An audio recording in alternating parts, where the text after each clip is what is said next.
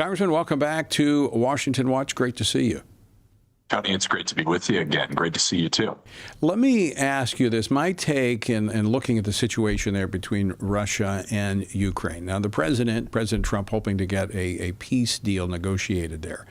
But it doesn't look like Ukraine is out of this when they're able to pull off what they did using the new technologies to go deep into Russian territory and eliminate a good chunk of their air capacity.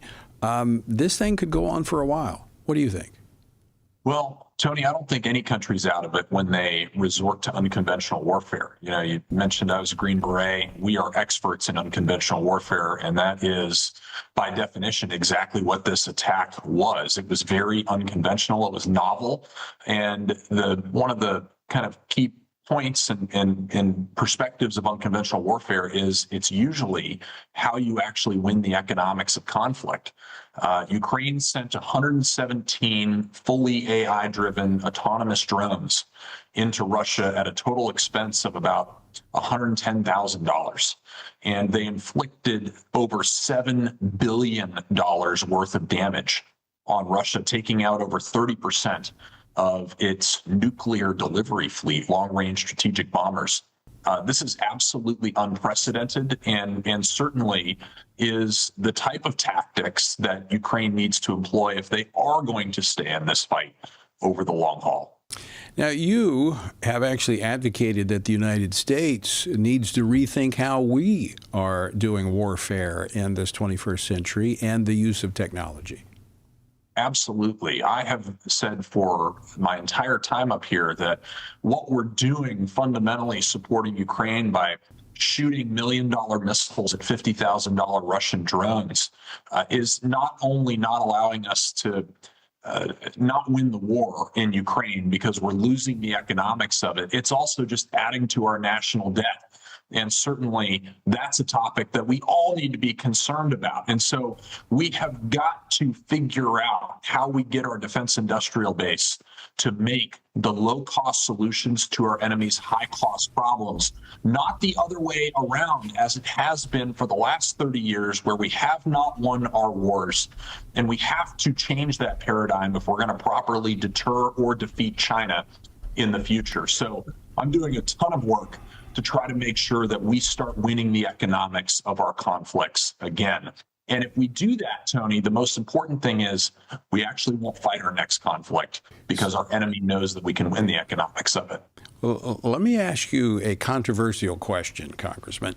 So is it the military-industrial complex that's driving our technology because it's expensive and they make money off of it? It doesn't intentionally start out that way, but that's what it's become. And I think we've all got to understand and heed the warning of President Eisenhower. There is a military industrial and there is also a congressional complex. We have to understand that a good part of this is we have parochial concerns that affect every single congressional district across the United States. And when that particular congressman or congresswoman fights for what is being produced inside of their district, oftentimes the wrong decisions are ultimately made on what investments we should be making. That is why I've been a huge proponent and been very involved with the Secretary of the Army and the Chief of Staff of the Army in creating Army Transformation Initiative and making sure that that is allowed to occur and it actually proliferates not just through the Army, but also to our Air Force, to our Navy. And what Army Transformation Initiative is, it's a voluntary cut of legacy weapon systems, force structures, and contracting mechanisms that have not helped us win the last 30 years of conflict and are not relevant to us deterring or defeating China in the future. We have to invest in new technologies that are relevant to the future fight because, as we've seen just over the last couple days in Ukraine, war is fundamentally changing. Let me go back. We've got about a minute and a half left, Congressman Harrigan. Let me go back to Ukraine. And as you pointed out, about $110,000 and what it cost them on the drones, their technology, compared to what the damage they inflicted. Was that in part, they've been planning this for about a year, I understand from the reports I've read. Was this in part because they had to rely on their own their ingenuity and what resources they had, knowing that America was withdrawing, so they were more creative? Yes, and they've been more creative since we have signaled uncertainty towards them, which is exactly what they should be doing, right? They've got to worry about their strategic interests. We need to worry about ours. And our strategic interest is bifurcating the relationship that exists between Russia and China, making sure that they cannot mass military force in multiple different places around the globe at the same time in a connected way.